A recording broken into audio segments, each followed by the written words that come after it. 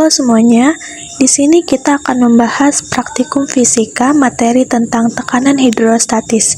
Tujuan kita melakukan praktikum ini adalah untuk mengetahui hasil percobaan yang telah dilakukan dalam menentukan tekanan hidrostatis. Tekanan hidrostatis adalah tekanan yang terjadi di bawah air. Tekanan ini terjadi karena adanya berat air yang membuat cairan tersebut mengeluarkan tekanan. Tekanan sebuah cairan bergantung pada kedalaman cairan di dalam sebuah ruang dan gravitasi juga menentukan tekanan air tersebut. Hubungan ini dirumuskan sebagai berikut. Alat dan bahan yang kita gunakan di sini ada cutter, gunting, korek api, penggaris, botol plastik, paku, dan lakban hitam.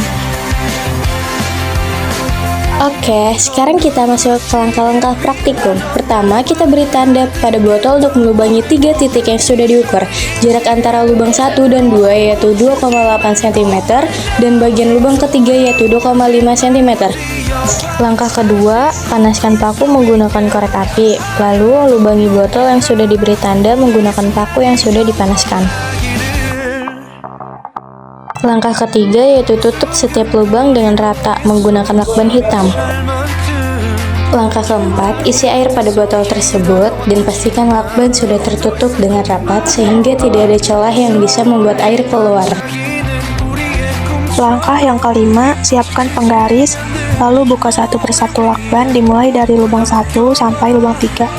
Kemudian amati dan ukur jarak air yang keluar dari setiap lubang tersebut menggunakan penggaris.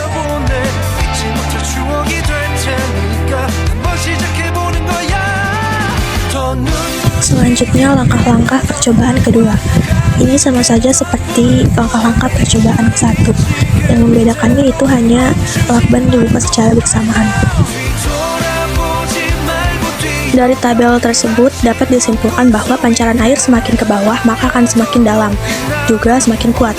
Hal tersebut terjadi karena lubang yang paling bawah itu semakin dalam mendapat tekanan hidrostatis paling besar dibandingkan lubang yang ada di atasnya. Pada saat percobaan, kami menemukan bahwa yang mempengaruhi besarnya tekanan hidrostatis suatu fluida adalah kedalaman suatu benda. Sekarang kita masuk ke penjelasan. Contoh perhitungan lubang ke-1 pada percobaan ke-1.